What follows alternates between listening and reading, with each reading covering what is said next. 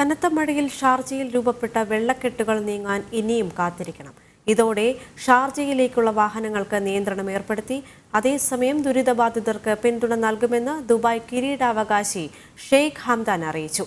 ദുബായിൽ സർക്കാർ ജീവനക്കാർക്ക് ഈ മാസത്തെ ശമ്പളം നേരത്തെ നൽകാൻ നിർദ്ദേശം നൽകി. കൂടാതെ ചൊവ്വാഴ്ച യുഎഇയിൽ വീണ്ടും മഴയുണ്ടാകുമെന്നാണ് കാലാവസ്ഥാ പ്രവചനം.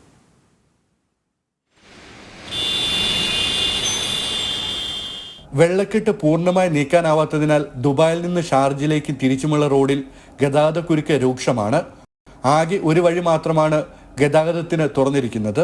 അതുകൊണ്ട് തന്നെ മണിക്കൂറുകൾ എടുത്താണ് യാത്രക്കാർ ഇരുപുറം കടക്കുന്നത്. അതേസമയം വെള്ളക്കെട്ട് മാറാത്ത അൽകാസിമിയ, അൽവാദ, അൽമജാസ്, അബുഷാഗര മേഖലകളിൽ നിന്ന് വെള്ളം പമ്പ് ചെയ്ത് നീക്കുന്ന ജോലി പുരോഗമിക്കുകയാണ്. ഇതോടൊപ്പം ജനവാസ മേഖലകളിൽ ഭക്ഷണവും കുടിവെള്ളവും മരുന്നും സന്നദ്ധ സംഘടനകളുടെയും വിവിധ കൂട്ടായ്മകളുടെയും നേതൃത്വത്തിൽ വിതരണം ചെയ്യുന്നത് തുടരുകയാണ്. അതേസമയം ദുരിതാശ്വാസ നടപടികളുടെ പുരോഗതി നേരിട്ട് വിലയിരുത്തി എല്ലാ താമസക്കാർക്കും ആവശ്യമായ സഹായവും പിന്തുണയും നൽകുമെന്ന് ദുബായ് കിരീടാവകാശി Sheikh Hamdan bin Mohammed bin Rashid Al Maktoum അറിയിച്ചു. ദുബായിൽ ഈ മാസത്തെ ശമ്പളം നേരത്തെ നൽകാൻ ഷെയ്ഖ് ഹംദാൻ നിർദ്ദേശം നൽകി.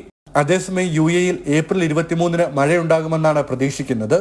നേരിയതോ മിതമായതോ ആയ മഴയ്ക്ക് സാധ്യതയുണ്ടെന്നും ഇത് ചില പ്രദേശങ്ങളിൽ തീവ്രമാകുമെന്നും കാലാവസ്ഥാ നിരീക്ഷണ കേന്ദ്രം അറിയിച്ചു.